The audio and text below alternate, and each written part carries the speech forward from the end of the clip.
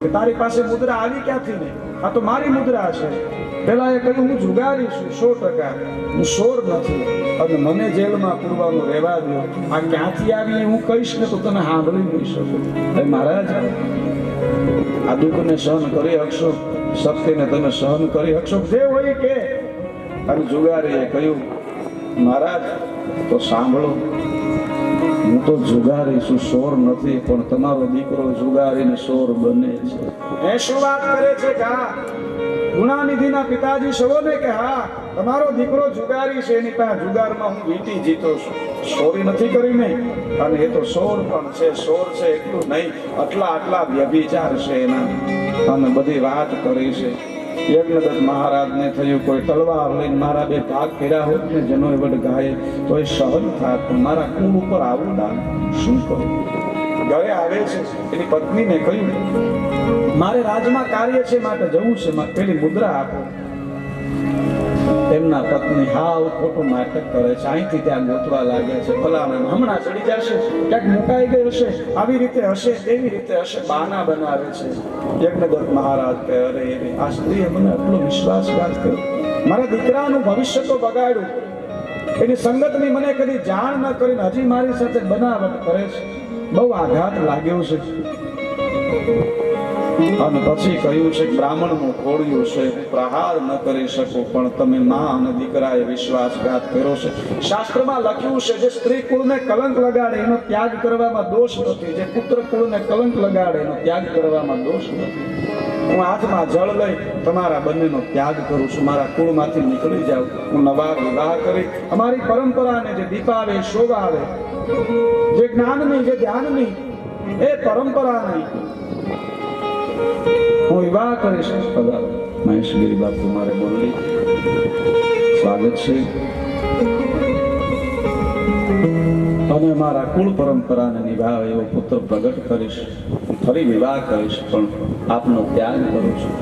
યજ્ઞદત્ત મહારાજે ત્યાગ કર્યો છે, એમની પત્નીનો ત્યાગ કર્યો છે, ગુણનિધિનો ત્યાગ કર્યો. કહ્યું નીકળી જા, મારા કુળને લજવું છે.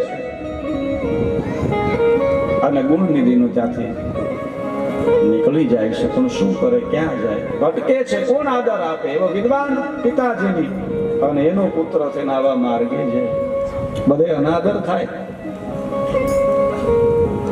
કરે શું? કારણ કે બાપાના પૈસાથી જેને જીવન જીવાશે, કશું આવડતું નથી, જેની જીવનમાં વસની સફર હોતી નથી, એને શું છે જીવન એની ખબર હોતી નથી. જિંદગી અને મોત વચ્ચે છે ધરતીનું શરણ, અહીં કોઈની વ્યોમે હવેલી કે ખબર હોતી નથી. જિંદગીમાં જેને કંઈક જોયું હોય ને ખબર પડે કેમ જીવાય. થોડીક તકલીફ જોઈ હોય ને તો એ જાજી તકલીફમાં આવે. કેવળ પિતાજીના પૈસાથી જેને ઐશ્વર્ય એટલે જીવન કેમ જીવાય કેમ ખબર, મહેનત કેમ કરાય, પુરુષાર્થ કેમ કહેવાય, આ જગત છે એનો વ્યવહાર શું હોય. દુઃખ જોયું હોય ને ખબર હોય દુઃખ શું છે.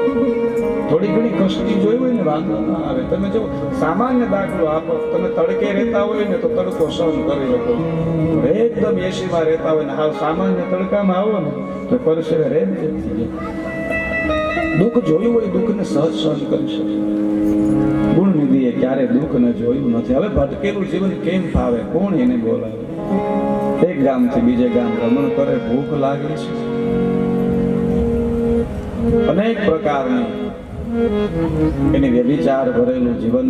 એક ગામથી બીજે ગામ ફરતો ફરતો ફરતો એક ગામને શિવાળે એક શિવાલય છે ત્યાં આવ્યો છે. ગુણનિધિને બહુ ભૂખ લાગી છે, એટલી સુધા છે, એની સીમા નહીં.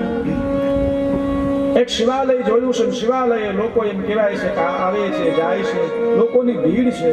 એ શિવાલયની બરોબર સામે એક વૃક્ષ છે અને ગુણનિધિ એ વૃક્ષ નીચે બેઠો છે ને જોયું બહુ ભૂખ લાગી છે, એટલી બધી ક્ષુધા છે અંદર.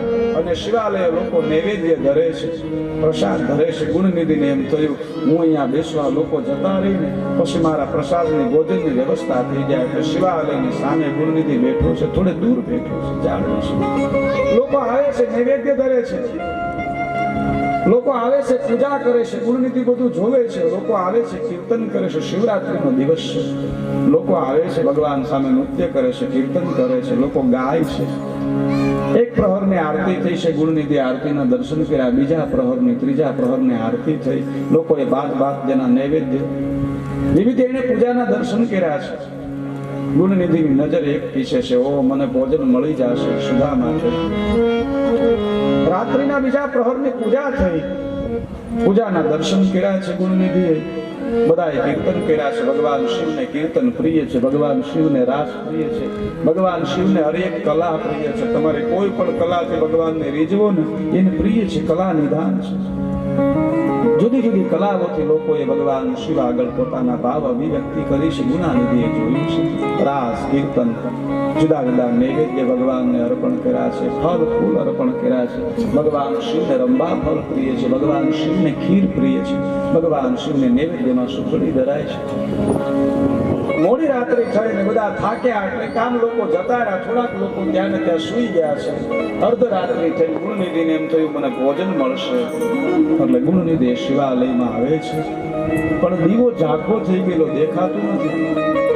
એટલે પોતાને સરખી રીતે દેખાય એટલા માટે પોતાનું વસ્ત્ર છે એને શીરી અને દીવો પ્રગટાવ્યો છે. ગુણનિધિએ દેખવા કાજે દીવો પ્રગટાવ્યો છે.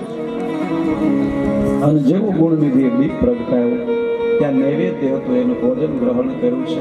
ભગવાનનું શિવલિંગ છે ને ખબર નથી, પણ કૃતજ્ઞતા આભાર વ્યક્ત કર્યો. ધન્ય છે આપને મારી ક્ષુધા શાંત થઈ છે.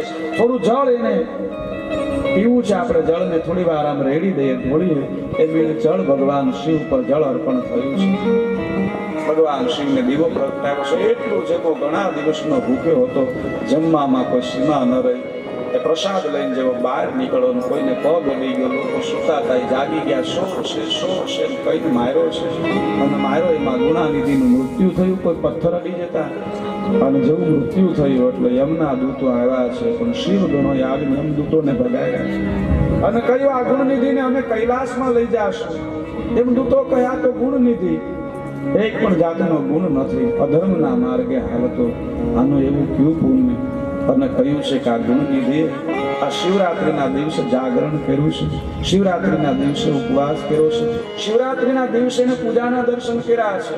શિવરાત્રિના દિવસે કેવળ તમે ધજાના દર્શન કરી લો ને શિવાલયના તો એક વર્ષનું ફળ છે. એ મંદિરના દર્શન કરો તો કેવડું ફળ થાય, ને એમાં શિવલિંગના દર્શન કરો તો કેવડું ફળ થાય, ને એમાં તમારાથી પૂજા થઈ જાય ને તો એના ફળની તો સીમા નથી. આવું જ શિવલિંગ હોય, ઘરે શિવલિંગ રાખીએ, એની પૂજા કરીએ.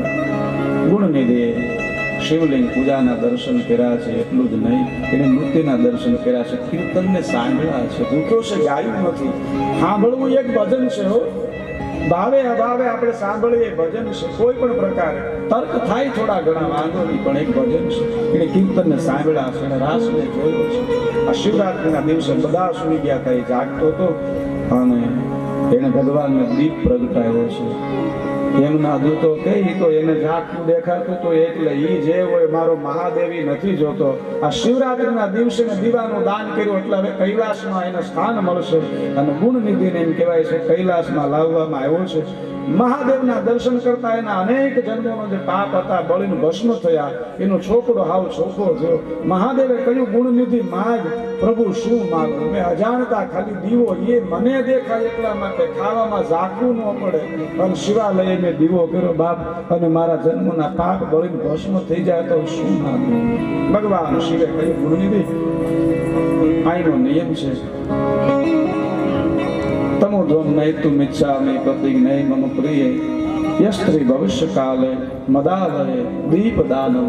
તે મારા શિવાલયમાં દીપનું દાન કર્યું છે. માગ ગુણનિધિ તારા પર પ્રસન્ન છું. એક દીવાથી મારો મહાદેવ પ્રસન્ન થયો. દીપદાનનો ખૂબ મહાત્મય છે. ગુણનિધિએ કહ્યું પ્રભુ એક દીવો પ્રગટાવવાથી જો આટલું પુણ્ય થતું હોય ને તો મારે બીજું કાંઈ નથી જોતું, મને બીજો જન્મ આપો.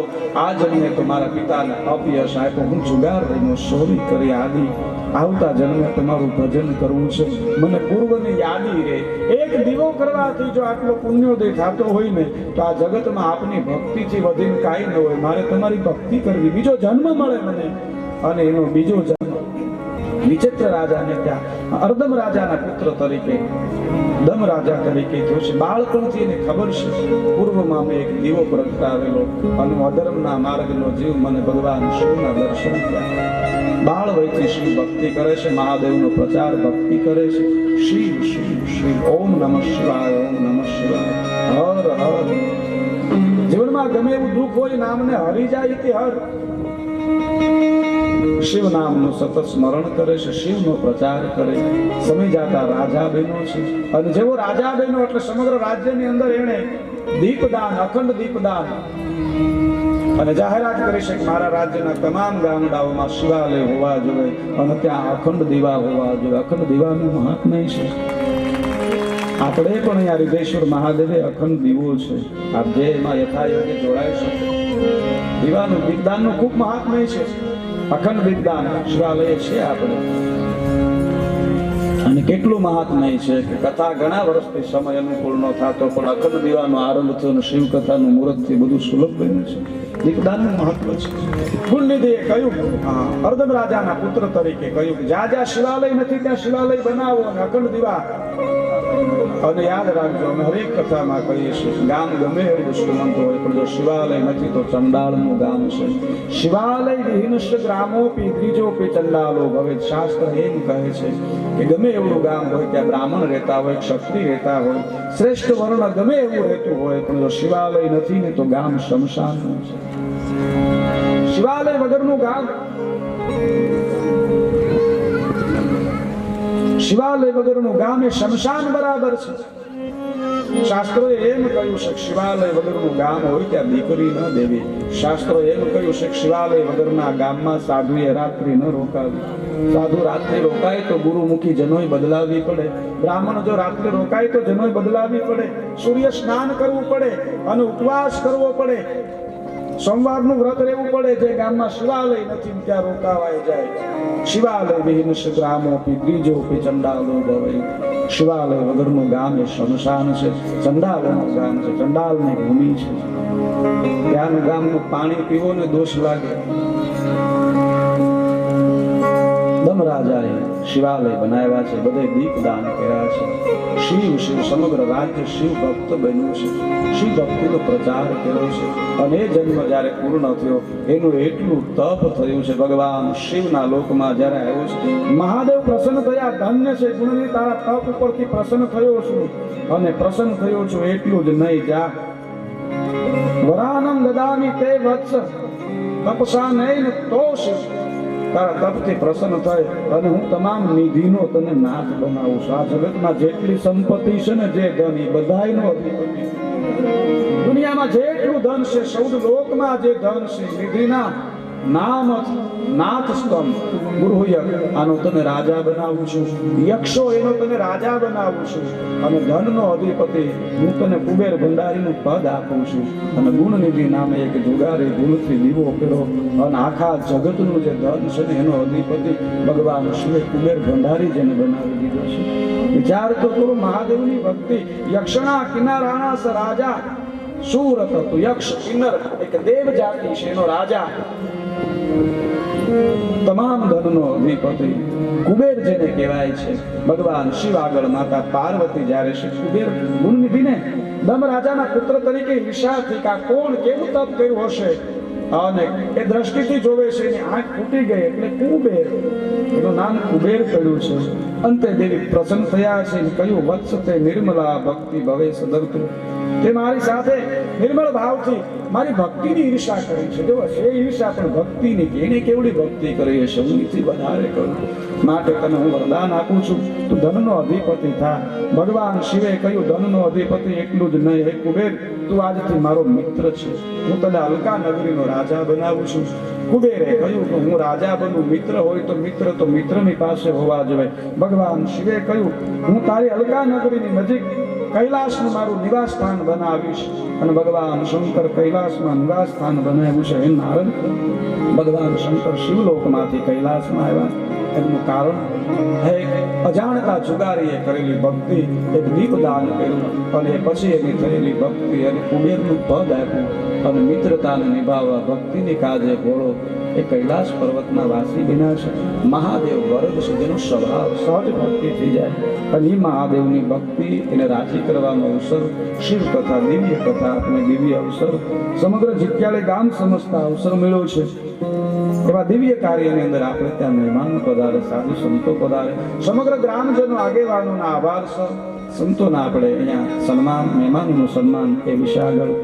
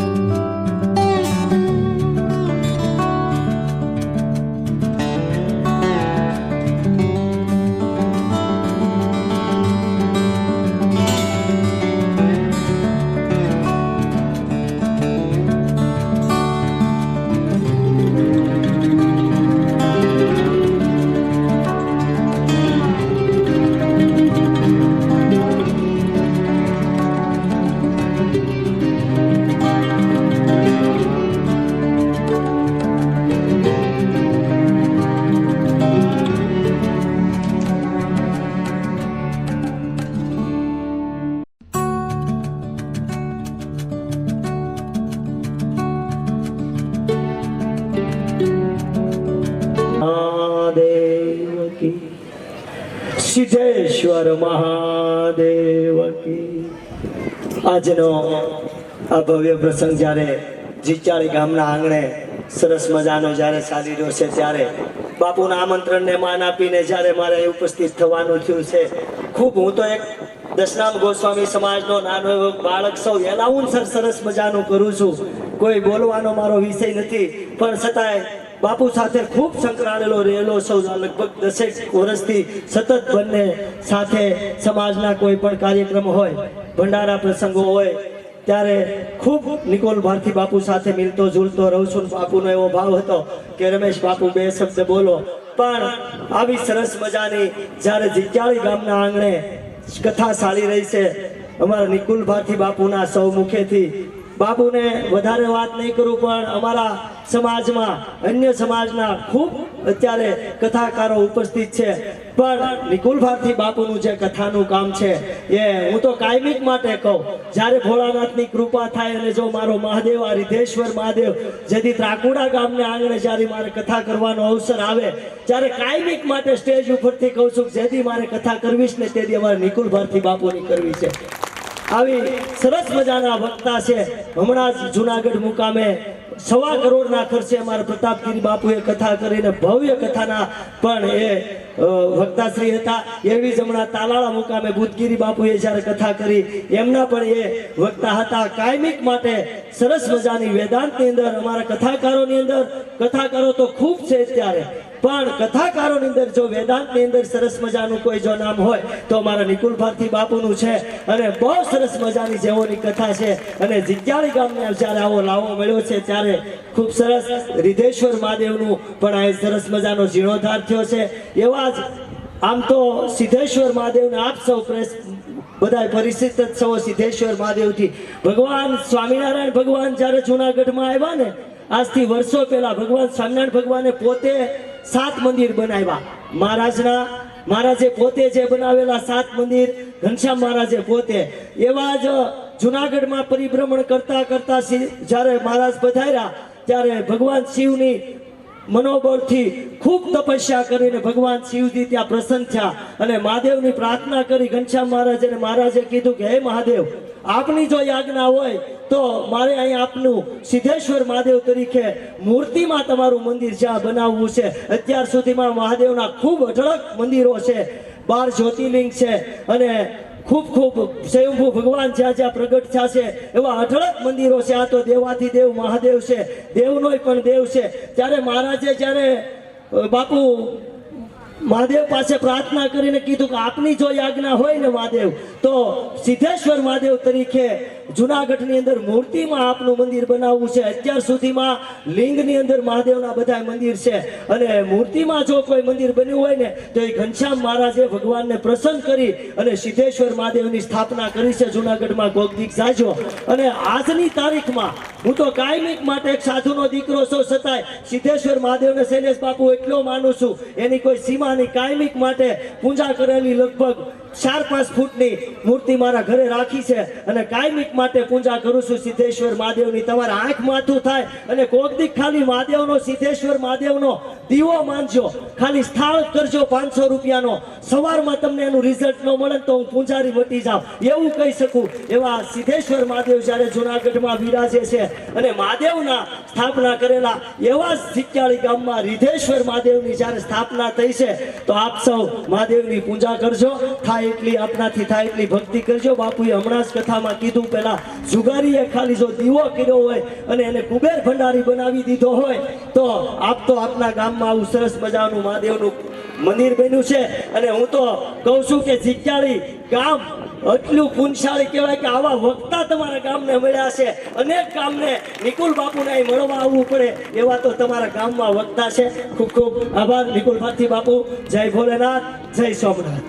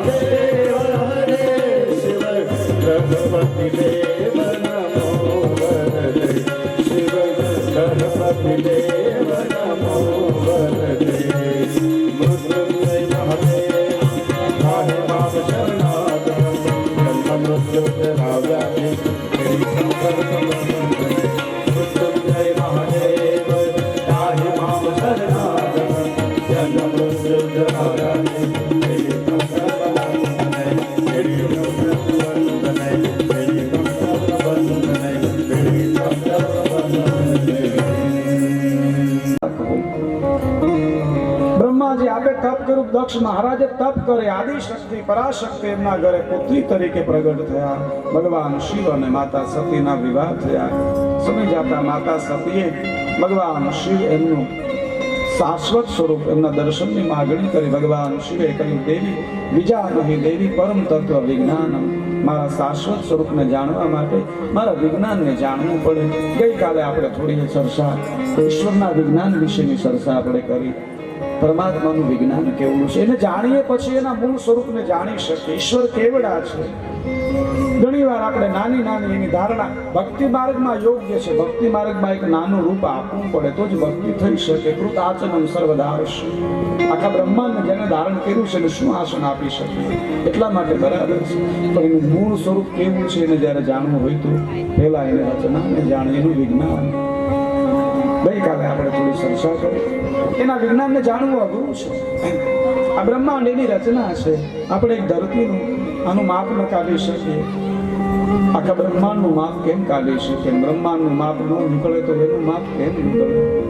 આપને કદાચ એકાદી કારીગરાઈ આવડતી હોય, 1 થી 2 કામમાં નિપુણ હોય, 5 કામમાં નિપુણ હોય, એ કેવડા કારીગર હશે કે આખા બ્રહ્માંડના કાર્યમાં જે નિપુણ છે. પૃથ્વી તણો ટીંગો કર્યો, રજ લાવતો ક્યાંથી હશે? 2 મશાલ બાળતો મશાલી બેઠો ક્યાં હશે?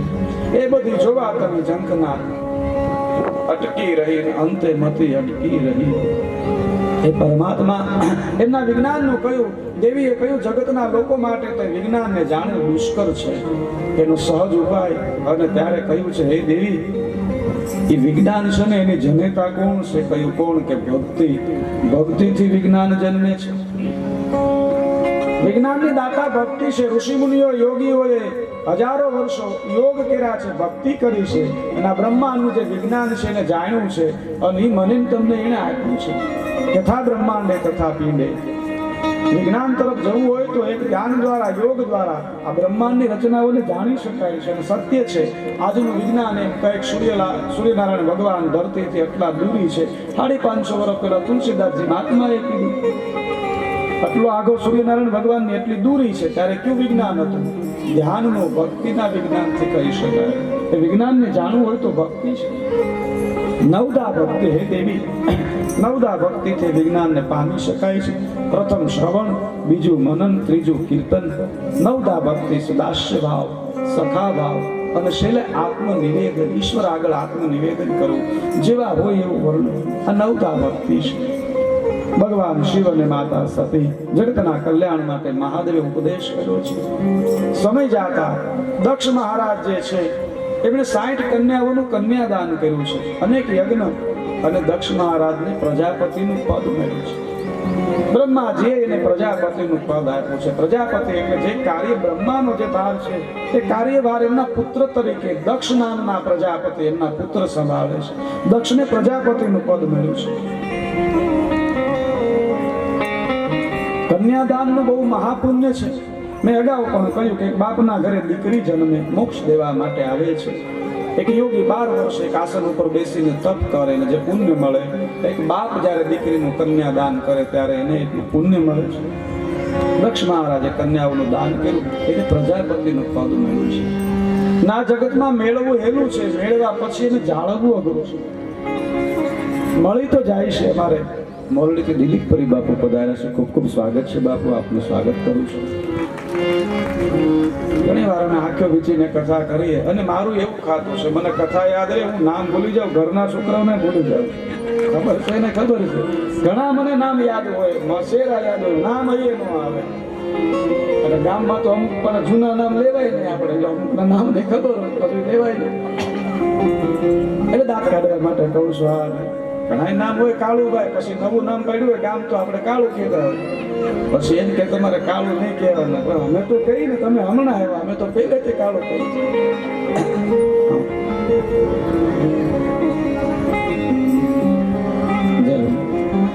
હું કેવું જીજી કાઢે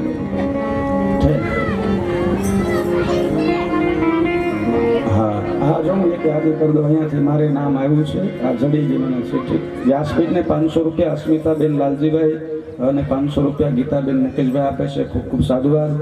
મહાદેવની સહાય કાયમ આપણા ઉપર અને દ્રષ્ટિ રહે આપના ઉપર.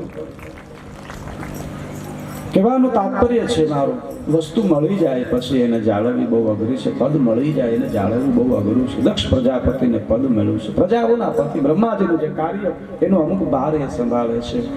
અને પ્રજાપતિનું પદ મળ્યું એટલે એના સન્માન માટે દિવ્ય ધર્મ સભાનું આયોજન કરવામાં આવ્યું છે. પ્રજાપતિનું પદ મળ્યું છે. બધા જ દેવતાઓ, યક્ષ, ગાંધર્વ આદિ બધા બિરાજિત છે. બ્રહ્માજી પણ ત્યાં આવ્યા છે, પોતાના પુત્ર એને પ્રજાપતિનું પદ મળ્યું છે.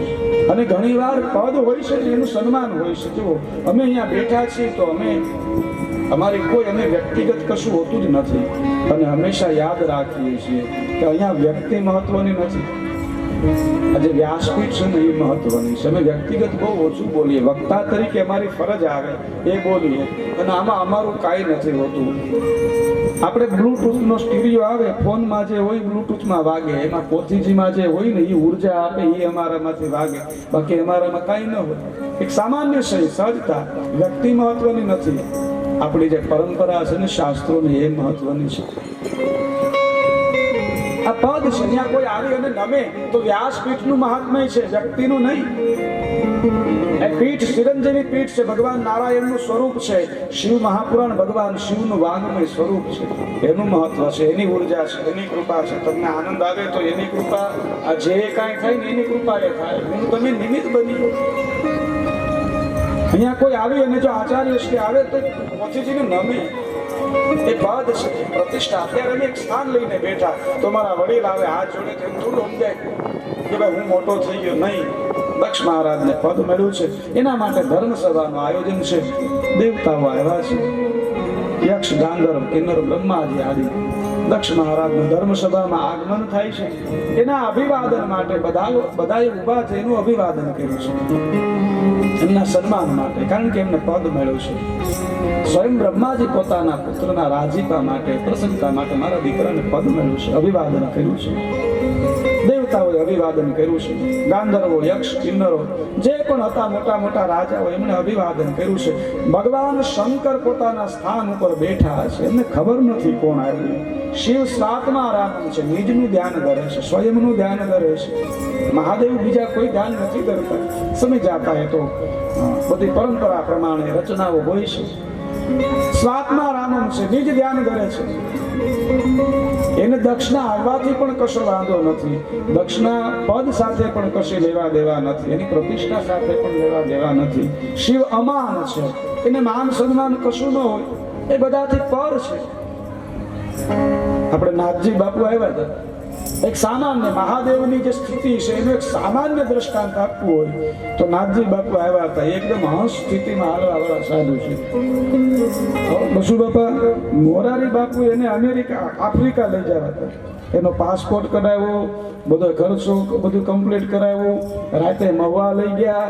બીજે દિવસે 1 વાગે પ્લેન હતું ભાવનગરથી. અને રાતે બધી વ્યવસ્થા અનેક સંતો નાથજી બાપુને કે આફ્રિકા લઈ જવા છે એવું પૂજ્ય મોરારી બાપુ નક્કી કર્યું. પાસપોર્ટ વ્યવસ્થા બધી તૈયારી કરીને રાતે કે મવા લેતા આવો. બાપુને લઈ ગયા મવા. સવાર ઉઠ્યા બાપુ ન મળે. એના ઠેલા વેલા બધું પીડ્યું હતું. હવે બધા ગોતે, જડે કે ન જડે, કાંઈ જડે નહીં. હવે 1 વાગે પ્લેન હતું, બાપુ આવ્યા નહીં. ઉનામાં કોકને મળ્યા, સમજ્યા? અને કીધું બાપુ તો ઉના છે કે બાપુ તમે અહીંયા કે આમ હવા ઉભો તો કે ભાઈ ડાયરેક્ટ ઉનાનો ટ્રક મળ્યો, ત્યાં બેસજો. આફ્રિકા મેલ પડતું ને ઉના વયા કે બોલો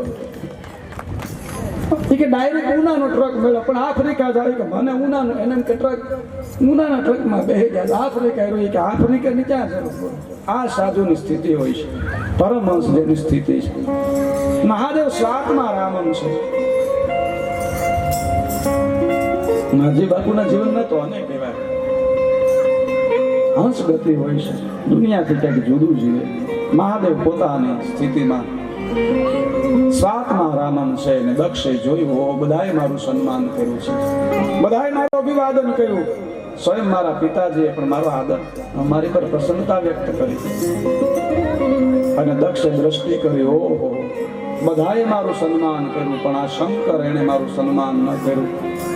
અને દક્ષને એમ થયું કે એને તો મારું સન્માન કરવું જોઈએ. એને પોતાના જમાતા સમજ્યા છે. મેં અગાઉ પણ કહ્યું, ભગવાન શિવને કોઈ જેવા ગણવા ને કોઈની સાથે સરખાવા મહાપાપ છે.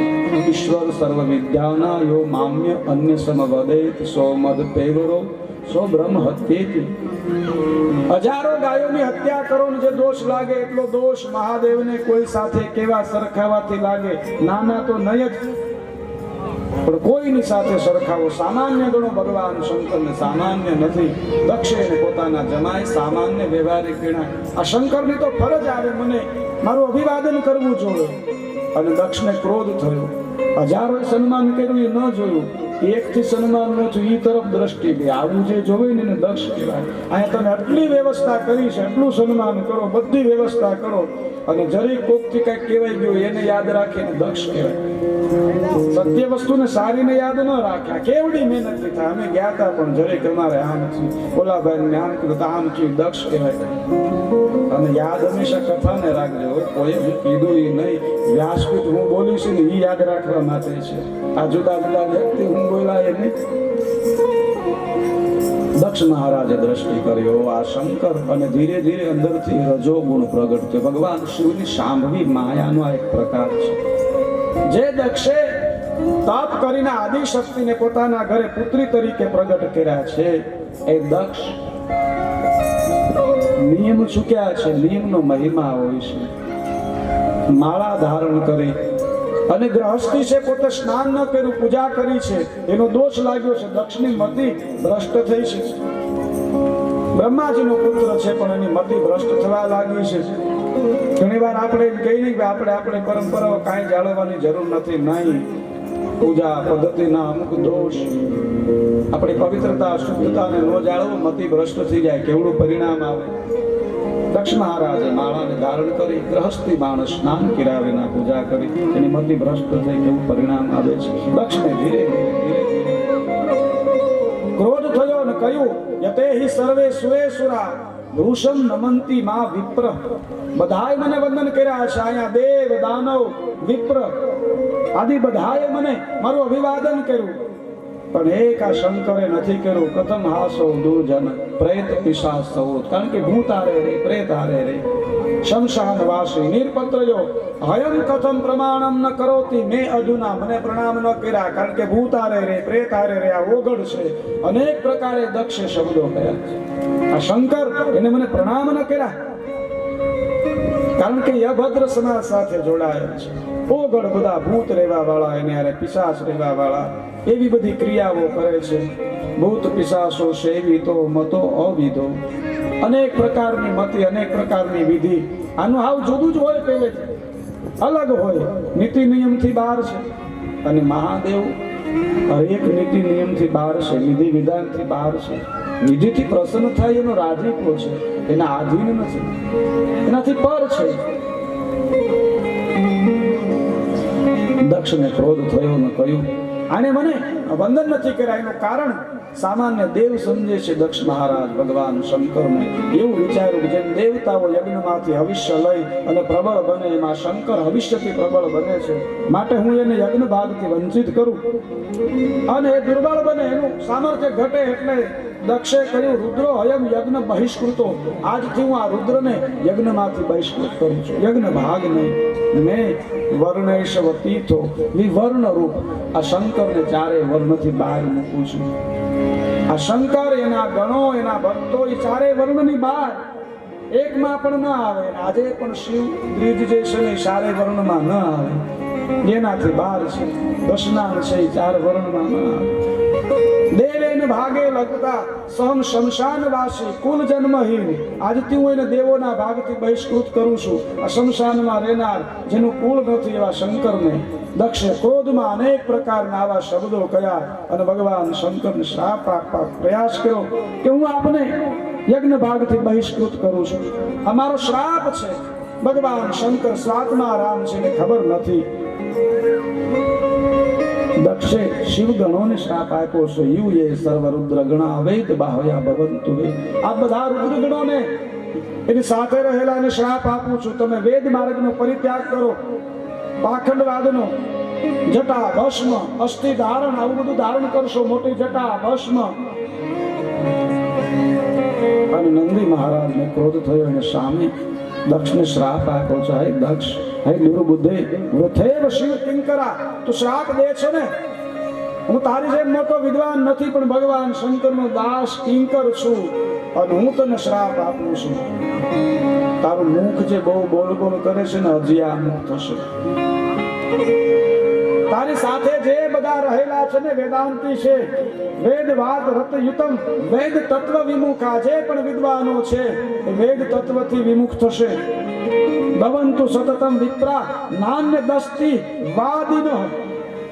કર્મકાંડ છે, કેવળ વેદાંતનો વાદ કરશે. કામાદ્યન સ્વર્ગ પરા ભવંતુ સતતમ વિપ્રા ભિક્ષુકા નિર્પત્રયા સદા એનું સ્વભાવ. અનેક પ્રકારે શ્રાપ આપ્યા છે. વેદ માર્ગ પરિષ્કૃત બ્રાહ્મણ શુદ્ર યાજન દારિદ્ર્ય રે ભવિષ્યતિ પ્રતિગ્રહ સદા. હું શ્રાપ આપું છું. આજે પણ દક્ષ તારી સાથે બધા રહેલા છે, વેદ માર્ગના તત્વને નહીં પામે.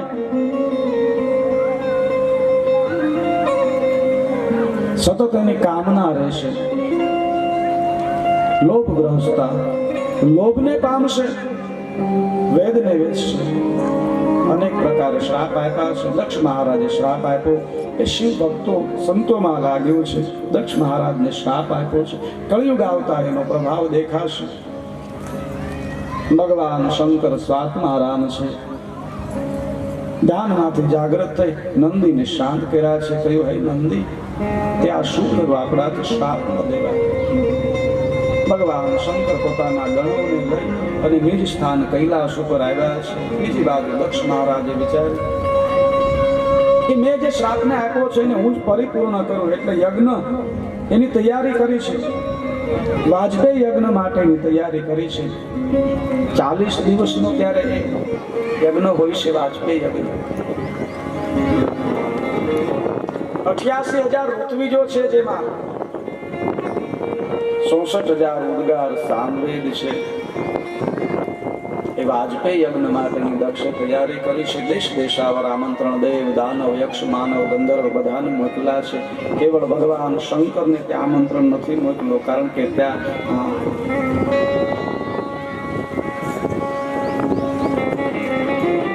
આપણે ઘણી વાર એવું પણ બને, જો કોઈની સાથે વાંધો હોય ને તો આપણે એના પાડોશીને નોતરું આપીએ. પછી પાડોશી પાછો એવો હોય, આપને કેવા આવે, તમે નથી અમે નથી, ભાઈ તું સો તો જઈ ને બરાબર, અમે નથી. બધાને દક્ષ મહારાજે આમંત્રણ આપ્યું છે, પણ ભગવાન શંકરને કૈલાસ પર્વત ઉપર આમંત્રણ નથી આપ્યું. 40 દિવસનું વાજપેયી યજ્ઞ છે, ભવ્યથી ભવ્ય, અને દેખાડી દેવા માટે. ઘણી વાર આપણે કાર્યો કરી બીજાને દેખાડી દેવા માટે, પણ બીજાને દેખાડી દેવાની ભાવના રાખશો ને ત્યારે પોતાને જોઈ લેવાની તૈયારી રાખવી. ઈશ્વર દેખાડશે, તમારે જોવું પડશે. કોઈને દેખાડી દેવાની. આજે થોડું કથામાં આપણે સમય રહેશે થોડો, પણ ત્યાં ભોજનમાંથી કહેવામાં આવે ને પછી અહીં વિરામ આપવો. અહીંયા આપણે 11:30 કહી દઈએ ને પછી ત્યાં તકલીફ થાય, બધું તાત્કાલિક ભેગું કરવું. દક્ષ મહારાજે કૈલાસ પર્વત ઉપર આમંત્રણ નથી સમજ્યા હતા. ચંદ્રદેવ અને એમની પત્ની રોહિણી ત્યાં વિમાન માર્ગે નીકળ્યા છે. જયા અને વિજયાને કહ્યું, શું છે માતાજીએ? સતીએ કહ્યું છે, જયા વિજયાએ કહ્યું, વિવાહમાં જાય છે. વાતને જાણી છે. પધારો કુટોડાથી મારે રાજુ કાકા પધાર્યા છે. જય હો, ખૂબ ખૂબ સ્વાગત છે. 2 વર્ષ પહેલા જે અમારી ભવ્ય કુટોડામાં શિવ કથા અમે કહીએ છીએ કાયમ કે કથા જગતમાં અમારું થોડું ઘણું જે કાંઈ નામ ને થયું હોય, હાલ્યું હોય, એવો વેગ હોય એ કથાથી. એવો તો કુટોડાના કથાથી અમારે હાલી છે, અને એ કથા જેને અમને અપાવી એવા અમારે રાજેશગીરી બાપુ, રાજુ કાકા, એમનું ખૂબ ખૂબ સ્વાગત છે. જય હો, આપનું સ્વાગત કરીએ છીએ.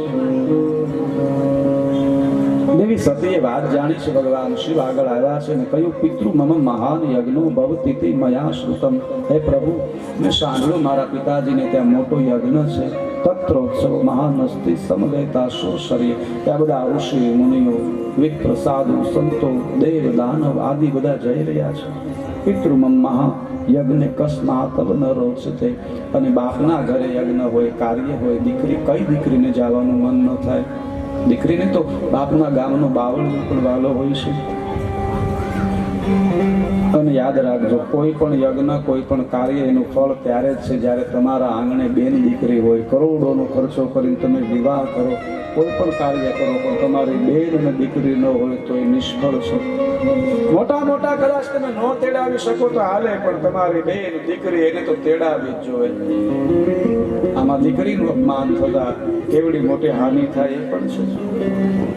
અહીંયા કહ્યું, પિતૃમમ મહાયજ્ઞ કસ્માતવ ન રોચતે, કઈ દીકરીને બાપના ઘરે જવાની ઈચ્છા ન થાય. ભગવાન શિવે કહ્યું નથી વિશેષ કશું. જે સભાની અંદર ધર્મ સભામાં ઘટના ઘટી હતી ઘરે એમને કૈલાસમાં આપી દેવી સાથે ચર્ચા નથી કરી.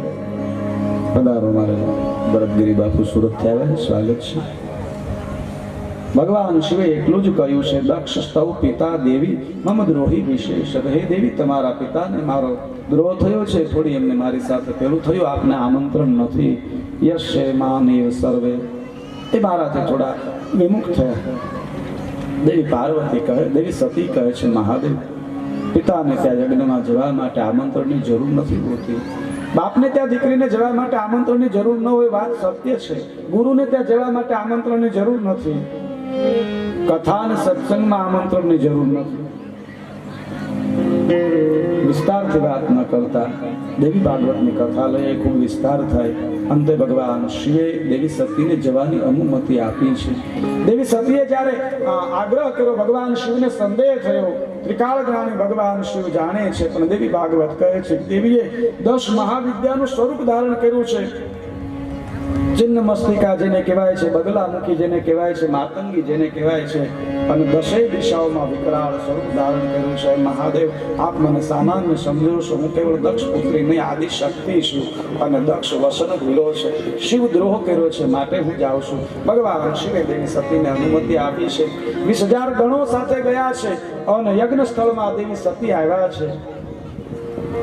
યજ્ઞ સ્થળમાં જેવા આવ્યા એટલે એની માતા મેળા છે.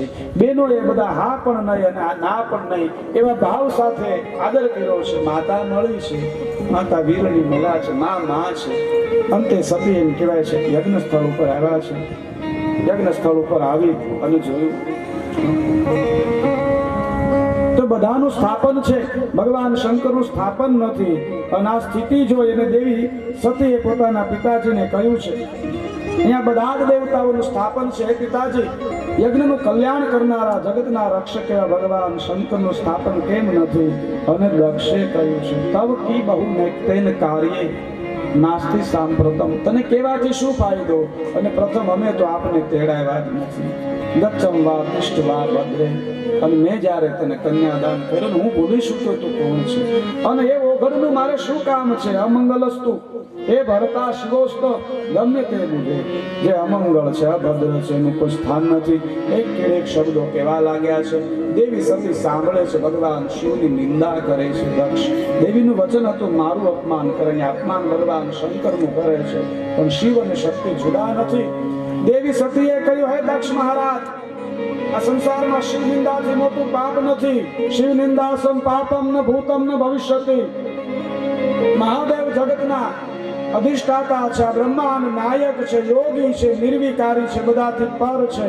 તમે એના મહિમાથી અજાણ છો, નિંદા ન કરો.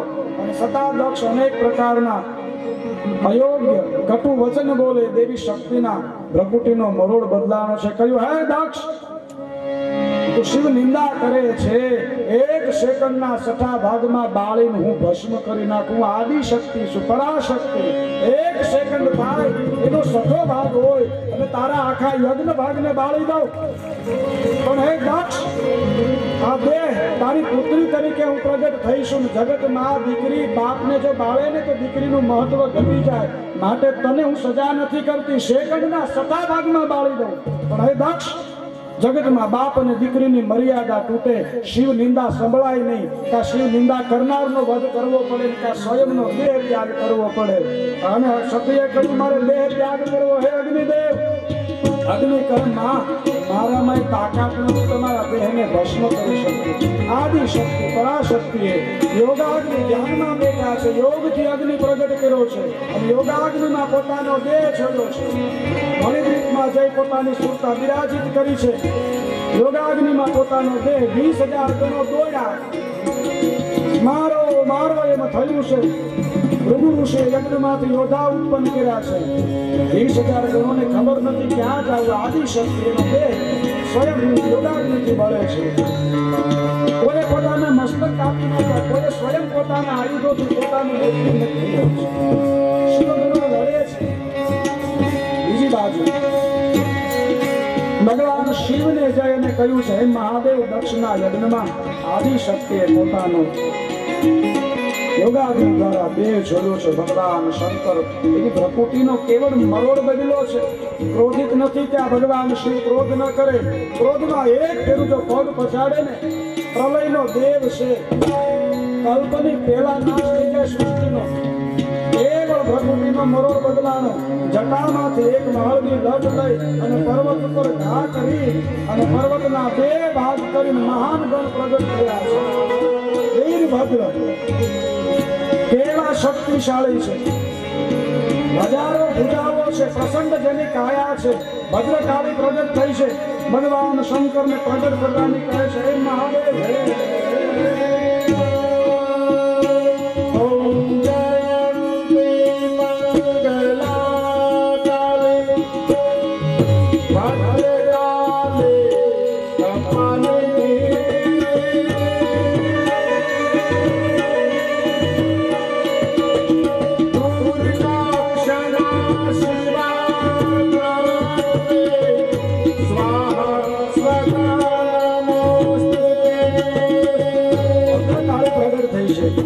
મહાશક્તિશાળી ગણ વીરભદ્ર. કેવું એનું શરીર છે, હજારો હાથ છે. એની સાથે ડાકીની શાકીની ભૂત પ્રમથ વિશાળ જટાજો.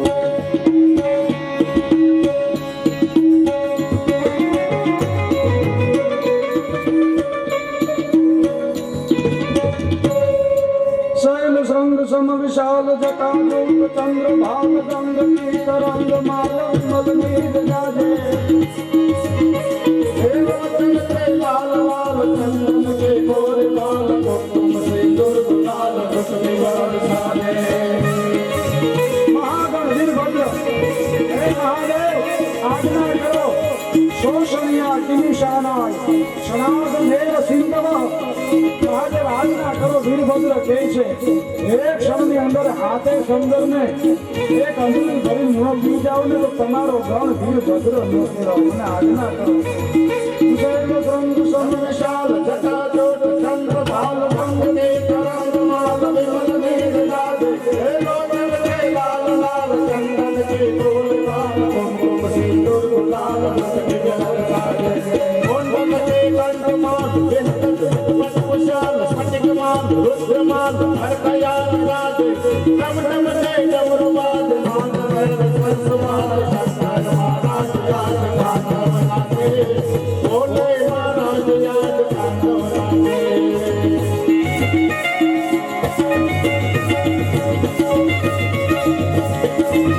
વીરભદ્ર નામના ગણ ભગવાન શિવના માથાના વાળની એક લટ એમ કહે, કેસરિયા કિમિક્ષાનાય શણાર્દ મેવ પર્વતાય. ભગવાન મને આજ્ઞા કરો. આ પૃથ્વીમાં ક્યાંક ક્યાંક જે ડુંગરા છે જો નડતા હોય, હાથી જેમ તરબૂચ ઉપર પગ દે અને તરબૂચની હાલત થાય, ડુંગરાને પાતાળમાં ન નાખી દઉં ને તો તમારો ગણ વીરભદ્ર ન.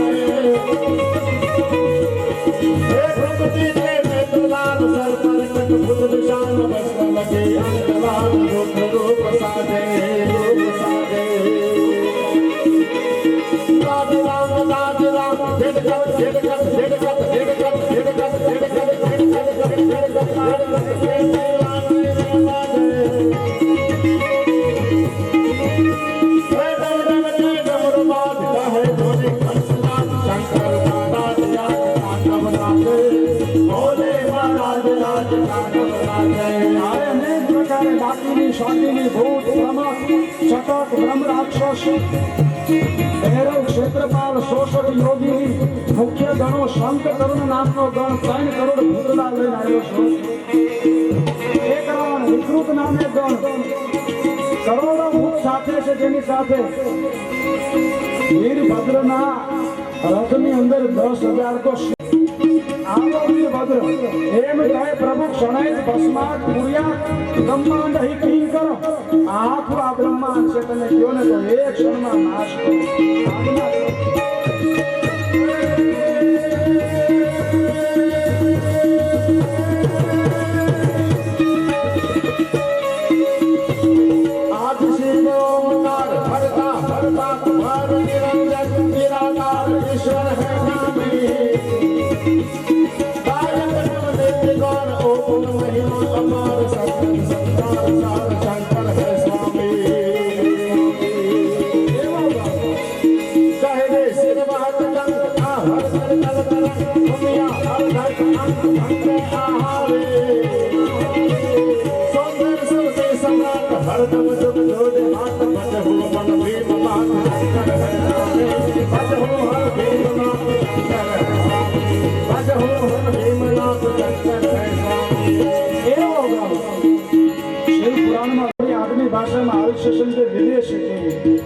દક્ષના યજ્ઞ સ્થળનો વિધ્વંસ કરવા માટે નીકળ્યા છે. 3 કરોડ શ્વાન રોમજ માંથી એક ગણ લાવ્યો છે. આ સેનામાં આવજ છે, મગર છે, દીપડા છે, ભયાનક પશુઓ જોડાણા છે. અનેક પ્રકારના ગણો. વિકૃતાનંદ વિષ્ટા ભીમીર નામનો એવો વિકરાળ ગણ છે. એક હાકોટો મારે જગત આખાના બીજે છે ને એના પડદા ફાડી નાખે. આવી તો એને હાકોટો હોય એનો હાથ કેવો હશે?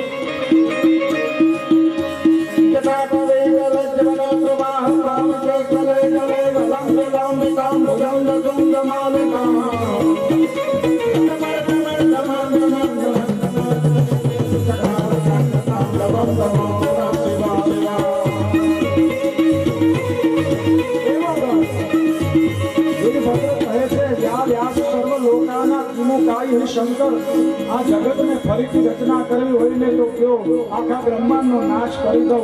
ક્ષણે ભસ્માત પૂર્યા સુરાવા મુનીશ્વરા બધા જ દેવતાઓને બાળી નાખ્યું. બધા મુનિઓના તપ ઓલા જો ન બાળી દઉં તો વીરભદ્ર નહીં. આખી ધરતીને ઊંધા ચડી ન કરું તો વીરભદ્ર નહીં. પણ આ વચ્ચે દરિયો ને પાછી પૃથ્વી ને પાછો દરિયો ને પાછી પૃથ્વી છે. બધી પૃથ્વીની પ્લેટો ખેંચી લઉં. એક બાજુ દરિયો અને એક બાજુ બધા પૃથ્વીના ટુકડા ભેગા કરી દઉં. આજ્ઞા કરો. આવી તાકાત છે મારામાં. કારણ મમા સત્યમ પુત્રાપી તવ પ્રસાદેન મહેશ્વર. આ બધું શક્ય છે કારણ હું શક્તિશાળી નથી પણ તમારો અંશ છે ને તમારા આશીર્વાદમાં તાકાત છે. મહાદેવ કેવળ તમારો આશીર્વાદ પડી જાય બ્રહ્માંડને મારી નાખે. મને પ્રગટ કર્યો આજ્ઞા કરો ને કહી દીધા દક્ષના યજ્ઞનો નાશ કર. અને વીરભદ્ર સેના લઈને આવે છે. મહાભયંકર સામે પ્રભુએ યોદ્ધાઓ ઉત્પન્ન કર્યા. ક્ષણમાં માર્યા છે.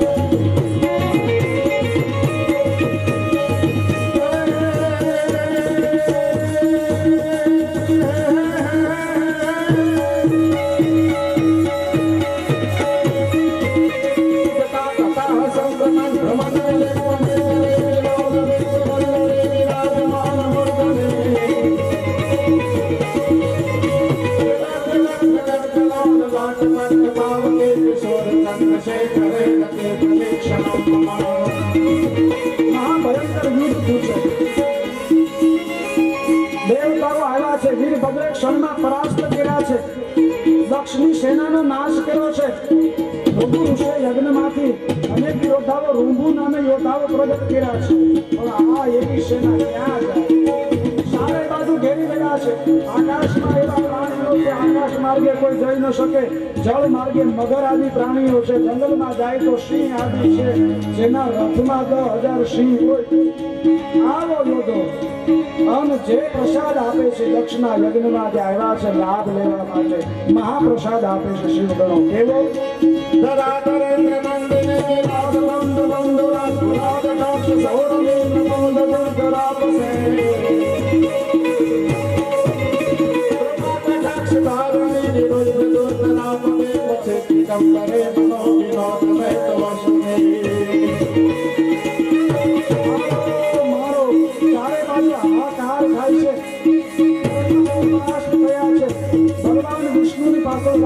રક્ષા કરો. ભગવાન વિષ્ણુનું સુદર્શન ચક્ર વીરભદ્ર ગયા છે. ભગવાન વિષ્ણુ અંતર ધ્યાન કર્યા. દીકતાઓ આવ્યા છે એને મારી અને ભસ્મ કર્યા છે. દેવતાઓને હરાવ્યા છે, ગાંધર્વોને હરાવ્યા છે, કોણ બચાવે? બધા દોડે, કોણ બચાવે? ઓમ નમઃ શિવાય, ઓમ નમઃ શિવાય. શિવ ગણો તે મોડું થયું, અમને આજના તારીખ કોઈનું સાંભળવાનું જ નથી. અને જે પ્રહાર કરે છે, કનખલમાંથી ગદા મારે તો હિમાલયમાં જાય, હિમાલયથી ગદા મારે પાછો કનખલમાં આવે. આવા ભૂતડાઓ ક્યાં જાય? મહાદેવ મહાદેવ હે મહાદેવ. ઘણોએ ના પાડી, કોકે કીધું અમારા કાન હોય જ નહીં, કોકે. અને અમુક અમુકને તો માથા નહીં. આવ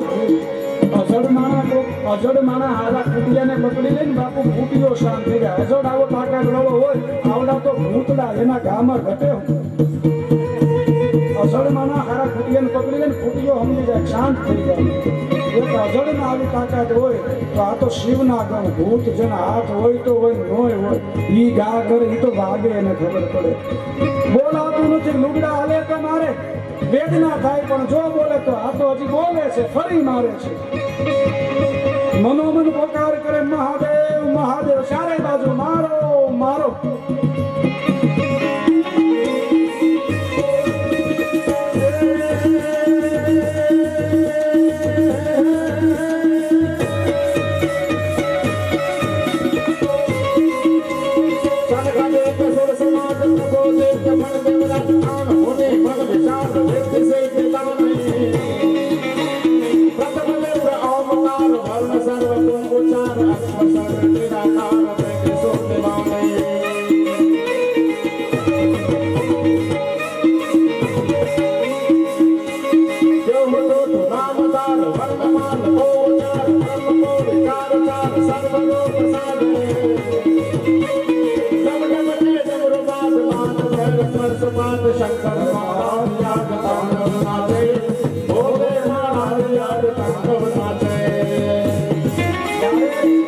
દક્ષે શ્રાપ આપ્યો.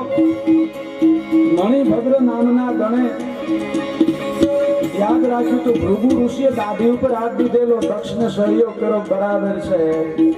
આજ મણિભદ્ર નામના ગણે ભૃગુ નામના ઋષિને પકડ્યા છે. યજ્ઞ વેદિકામાંથી શિખર ઉપાડ્યા અને બરફની પાટ જેમ આડી પાડે એમ પાડી અને દાઢીના એક એક વાળ ખેંચ્યા છે. બધી દાઢી ખેંચી લીધી છે એક એક. નંદી નામના ગણે ભગદેવ જે છે એની આંખો ફોડી નાખી છે. દક્ષે શ્રાપ આપ્યો નથી, આંખોથી ઈશારો કર્યો તો બરાબર આંખો કાઢી લીધી છે બે. અને ચંડ નામના ગણે ઉષા નામના દેવ જ્યારે દક્ષે શ્રાપ આપ્યો ને ત્યારે દાંતમાં હસાતા બરોબર. એટલે ચંડ નામના ગણે ઉષા નામના દેવને પકડ્યા છે, પકડીને નીચે પટક્યા છે, એની માથે બેસી ગયા અને એક એક દાંત ખેંચ્યો છે. મારા મહાદેવના શ્રાપ વખતે આજે દાંત હસો હોય ને એ અમને જોઈ તો અમને ક્રોધ સડે, ન જોવાય. અને એક એક દાંત ખેંચ્યો છે ને 32 દાંત બેરું કર્યા વગર કાઢ્યા. એ થોડા બેરું કરે, ઇન્જેક્શન ના આપે, એક એક દાંત ખેંચ્યો છે. ઉષા દેવના દાંત ખેંચી લીધા છે. મહાદેવ મહાદેવનો પોકાર કરે તોય મારે. હજુ મૌન થાવ, મૌન સ્મરણ કરો, કોણ બચાવે?